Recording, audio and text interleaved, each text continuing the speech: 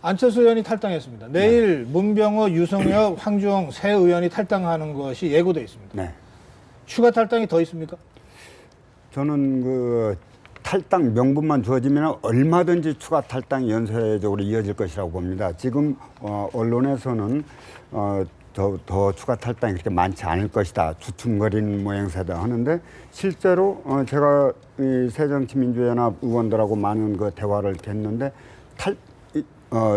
1월 중순 정도쯤 가가지고 탈당을 하겠다고 저한테 직접 얘기하신 분들도 몇 분이 계십니다. 그거는 시점을 1월 중순이라고 말씀하시니까 잠깐만요. 네. 예.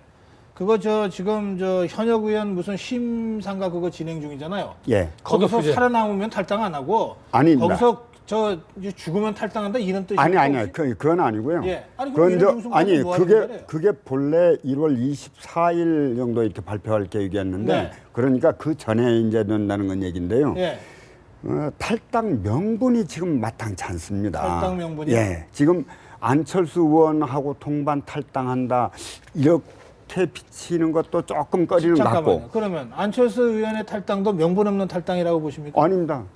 저는 어떤 명분이 있습니까? 안철수 의원 입장으로서는 당 혁신을 계속 요구를 했지 않습니까? 다른 의원도 똑같은 명분을 갖고 그렇죠. 탈당하면 명분이 생기는 거 아닙니까? 그렇죠. 근데 무슨 명분이 없다 그럽니까? 아니죠. 지금 그러니까 김한길 의원 같은 경우도 일단 문재인 대표한테 그 사퇴를 촉구를 하고 있습니다. 그리고 또 민진모, 또 구당 모임 소속 의원들이 전부 다 문재인 대표 사퇴를 요구를 하고 있습니다. 문재인 대표 사퇴 안 하는 걸로 결정난 거 아닙니까? 그렇죠. 사퇴 안 합니다. 사퇴 안 하는데 사퇴 안 한다면 이것이 확실하게 그런 것이 굳어졌을 때 그때 이분들이 그렇다면 더 이상 이 당이 그럴 경우에 몇 명 정도로 예상하십니까? 20명 안팎이 20명 안팎은 탈당할 것이고 교섭단체 구성 가능하다 이런 말씀이시죠? 예. 어떻게 보십니까? 저는 지금 탈당 규모는 호남 민심에 달려 있다 이렇게 생각합니다.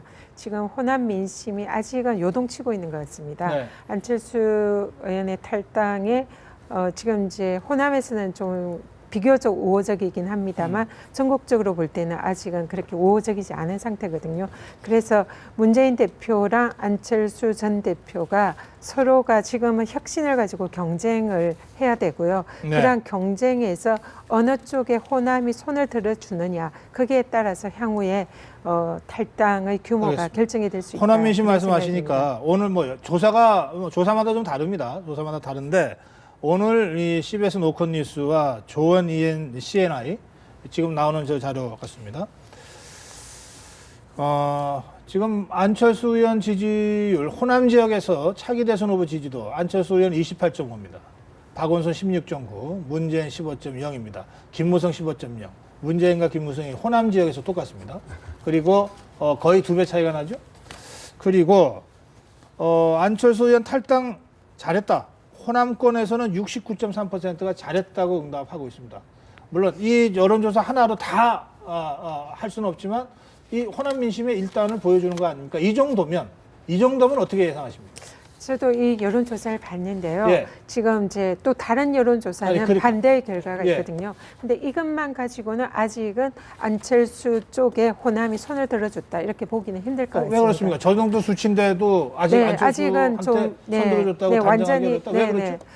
일단은 그 호남 인구가 수도권에도 많이 분포가 되어 있거든요. 그런데도 불구하고 아까 전현희 의원이 호남 민심이 중요하다고 그러셔서 제가 말씀드리는 호남 민심은 호남뿐만 아니라 전국의 이런 이제 호남 민심까지 같이 포함을 하는 거거든요. 재경 호남인들의 민심까지. 그래서 그런 민심이 만약에 안철수 의원 쪽으로 확 쏠린다 이렇게 볼 때는 수도권 의원들도 탈당에 동참할 가능성이 있다고 보고요. 현재까지는 호남 민심이 이른바 그 수도권 재경 호남인까지 포함한 호남 민심이 문재인보다는 안철수 쪽에 다소 우호적이다라고는 인정하시는 거고. 하지만 아직 우호적이지만 알겠습니다. 아직 결정적이지는 않다 이렇게 봅니다. 안철수 의원 탈당을 처음부터 제대로 예측한 사람은 제가 볼 때 저 말고 좀 드문 것 같은데 그런 차원에서 지금 또 예측해 보면은 저는 이거 게임 끝났다고 봅니다. 게임 끝났다. 어떻게 끝났습니까? 원래 안철수 의원이 저는 조금 이제 탈당하면서 본인이 제대로 살려면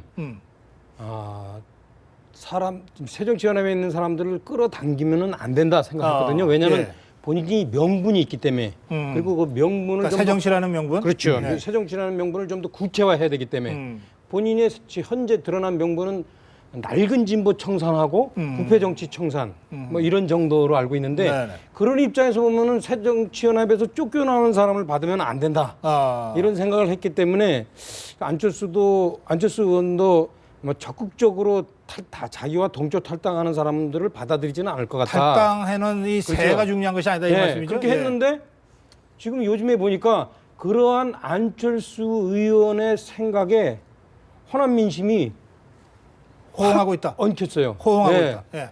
저도 솔직히 저 정도로 호응할 줄 몰랐어요. 그럼 이미 끝났죠. 본인이 아. 명분만 주려고 그러는데 세까지 얹혀지니까 저는 그러면 뭐 안철수 의원이 이겼다.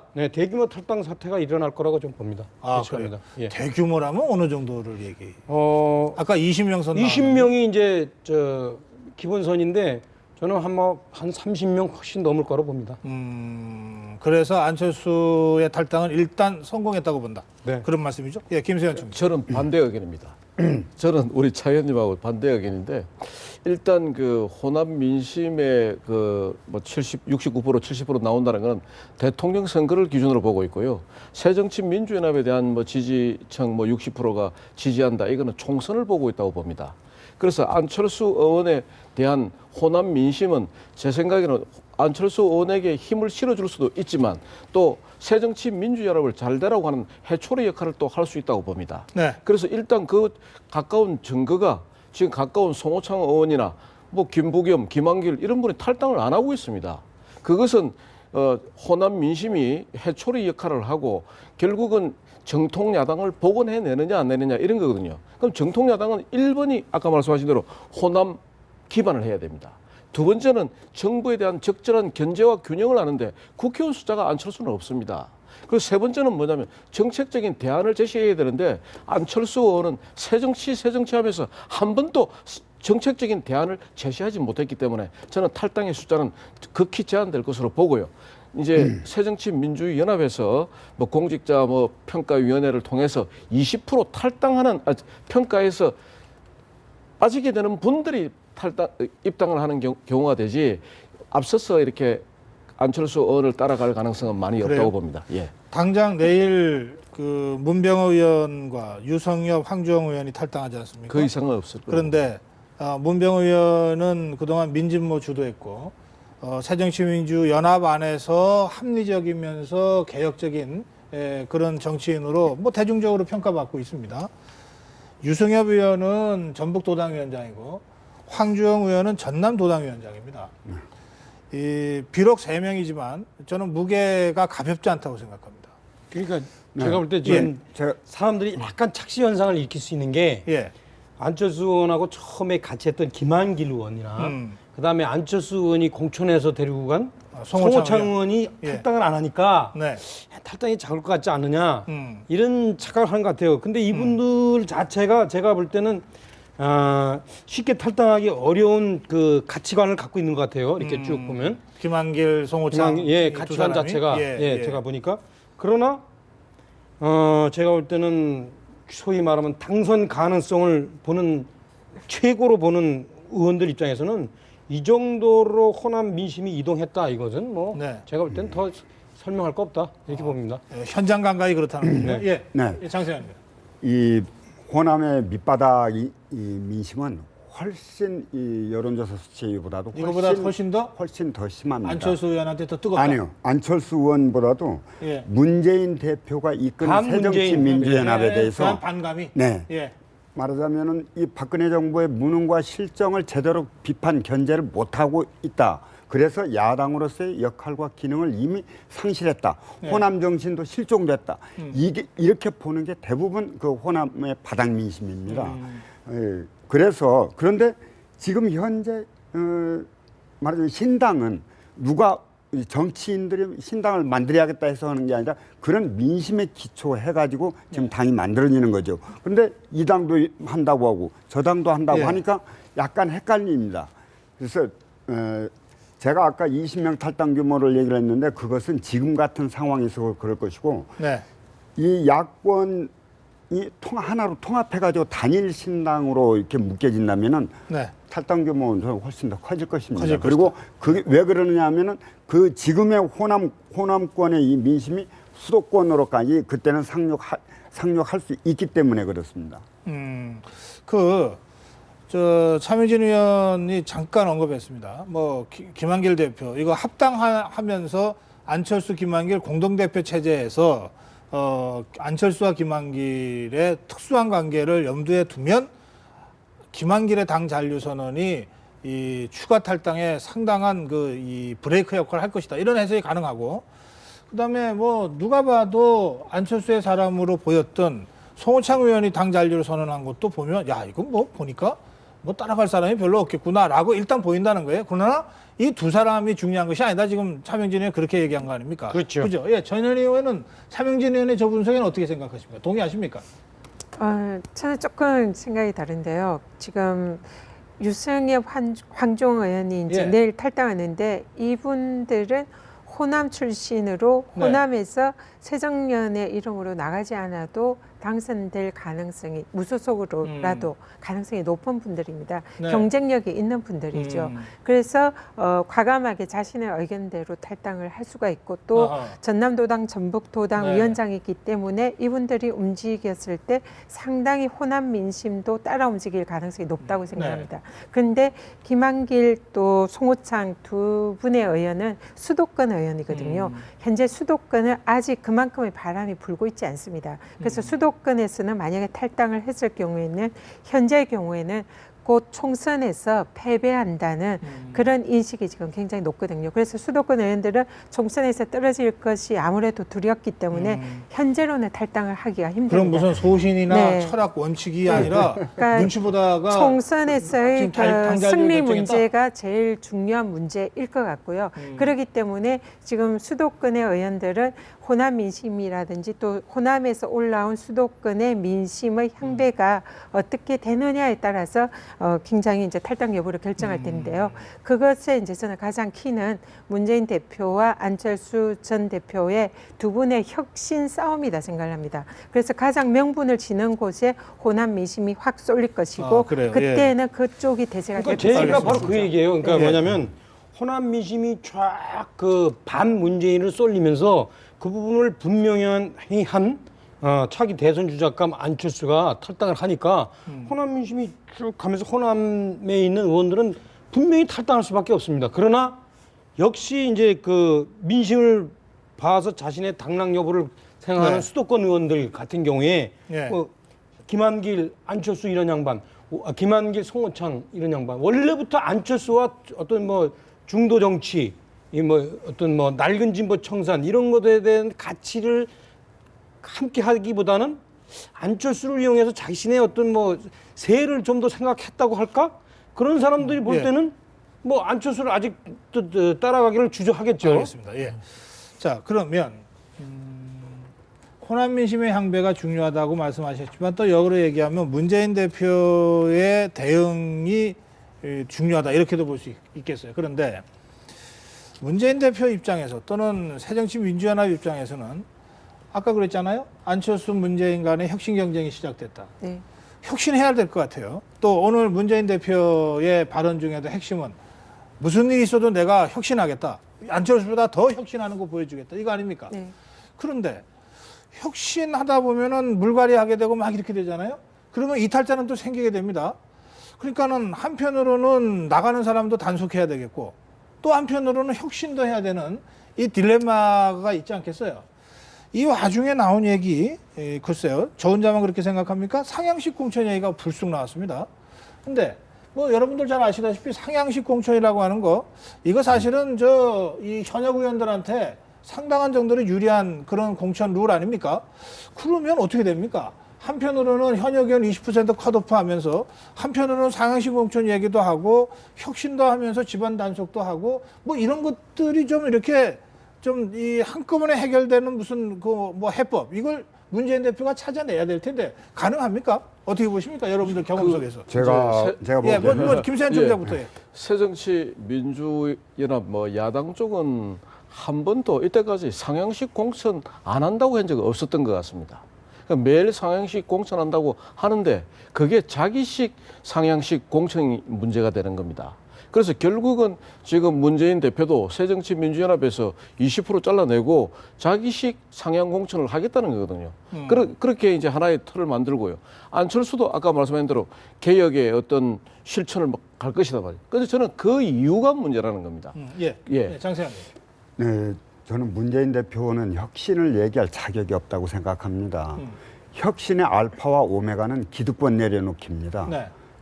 가장 큰 기득권을 가지고 있는 분이 누굽니까? 새정치민주연합 대표인 문재인 대표입니다. 근데 오늘 문재인 대표는 나부터 내려놓겠다고 그러더라고요. 기득권을. 말만 그러지 기득권 내려놓는 것은 대표직에서 물러나는 거거든요. 네. 일단 그 선거 패배 책임을 지고 내가 물러나겠다. 그래서 왜 선거에서 그렇게 참패를 했는지 원인을 밝혀내 가지고 새로운 지도부가 그 처방을 좀 하면 좋겠다 하는데 말로만 혁신하거든요. 지금 사직생의 각오라고 오늘도 예. 그런 얘기를 하셨는데 사직생의 각오가 아니라 죽어야 합니다. 죽었더라면은 살 수 있었어요. 문제가 죽었으면 근데 저는 이렇게 생각해요. 예. 문재인 대표가 대표 그만 놓더라도요. 이제 이제는 틀렸죠. 틀렸어요. 왜? 네, 그 뭐 양반이 내려놓지도 않을 겁니다. 저 선정한 공직평가위원회 위원장? 조 과거 그렇죠. 조 교수님은 옛날에 한명숙 대표 때 공천심사위원회에서 친노 공천한 분이에요. 그리고 또 뭡니까 지금 그냥 12번에 걸쳐서 무슨 혁신안 만들어낸 분? 예. 그 친노보다 더 친노 같은 김상곤 위원장. 그렇죠? 그다음에 현재 당무의 실권을 갖고 있는 총무본부장? 최재성 본부장. 최재성 본부장 친노. 그러니까 딱 이렇게 해놓고서 무슨 자기가 대표 던져도 저는 이제 이미 끝났다고 봅니다. 그래서 제가 가만히 생각하면 문재인 대표는 조금 폄하하는 것 같지만 자기가 말씀하시는 건 무슨 뜻인지 잘 모르는 것 같아. 저는 박사님 예. 말씀하신 내려놓겠다는 해법이 건 뭘 있다고 내려놓아요? 생각합니다. 전현 의원 해법 좀 네. 제시해 보세요. 지금 이제 이번에 문재인 대표가 하신 말씀 중에 주목해야 할 부분은 비례대표의 공천권도 내려놓겠다는 거거든요. 사실은 그동안 비례대표를 통해서 기존의 친노 계파를 좀 더 강화하는 게 아닌가 이런 우려가 많았었습니다. 근데 그 부분을 내려놓겠다 얘기를 했고요. 지금 이제 문재인 대표가 정말로 당을 지키고 국민들의 지지를 얻으려면은 지금 이제 20% 총선 물갈이하는 공직자 이 평가를 엄격히 하면서 이것을 최대한 아마 늦추지 않을까 싶습니다. 알겠습니다. 늦춰서 탈당 규모를 줄이고 그리고 인재 영입이나 제도 개혁 혁신을 통해서 충분히 그대로 한다면은 방법이 있다 이런 생각합니다. 오늘 네 분과 아주 뜨겁게 토론했는데 시간이 다 돼가지고 이제 마무리해야 되겠어요. 그런데 이 새정치민주연합과 또 신당 이 야권 재편에 대한 얘기를 하다가 마치 중단하는 것 같아서 좀 아쉬워서 짧게 30초씩 마무리 발언 기회 드리겠습니다. 어느 분부터? 장세환. 예. 30초 마무리 발언. 예. 준비 안 됐습니까? 아니요. 예, 저는 새정치연합에 대해서 이렇게 생각합니다. 대한민국에 건강한 야당이 꼭 필요합니다. 근데 새정치연합은 건강한 야당이기를 포기한 것 같습니다. 예, 전현 의원. 예, 앞으로의 전국은 문재인, 안철수 두 분의 혁신 경쟁이다 생각합니다. 그리고 두 분이 서로 마주보면서 싸우는 것이 아니라 한 방향을 보면서 안철수 전 대표는 중도, 문재인 대표는 진보, 개혁 이쪽으로 좀 더 열심히 노력해서 야당의 외연을 오히려 확대하는 방향으로 저는 가야 된다. 그래서 이렇게 나중에 생각합니다. 만나야 된다? 그 부분은 또 추후에 생각을 해봐야 될 것 같습니다. 혁신 경쟁이 굉장히 중요하죠. 그래서 안철수 의원이나 또 천정배 의원이나 또 박주선 의원이나 이미 지금 나와 있는 분들이 그런 혁신적 정책과 비전을 제시하면서 서로 야권을 단일 신당으로 이렇게 통합해 나가는 이 과정과 이 작업이 굉장히 중요하다고 봅니다. 예, 통합이라고 하는 화두를 놓쳐서는 안 된다. 네. 혁신 경쟁을 하면서 네. 신당을 하면서 그 네. 말씀이죠. 예, 김세현 총장. 예, 새정치민주연합의 당헌 당규에 깔려 있는 기본 정신은 실리입니다. 이익에 따라서 오고 가기 때문에 지금 문재인 대표나 안철수 의원이 지금 혁신 경쟁을 통해서 결국은 나중에 같이 같은 모양으로 같은 대우를 갖출 것입니다. 그래서 저는 새누리당이 여기에 대해서 지금부터 준비를 철저히 하지 않으면 총선은 굉장히 어려운 판으로 갈 수 있다 이렇게 보고 있습니다. 야권 분열됐다고 좋아할 게 아니라 아닙니다. 다시 함께했을 때 더 위력적인 야당을 상대해야 그렇게 된다. 가고 있는 그것을 모양새를, 준비해야 된다. 예, 가고 알겠습니다. 있습니다. 예. 오늘 여기서 말씀 마무리하겠습니다. 고맙습니다. 예.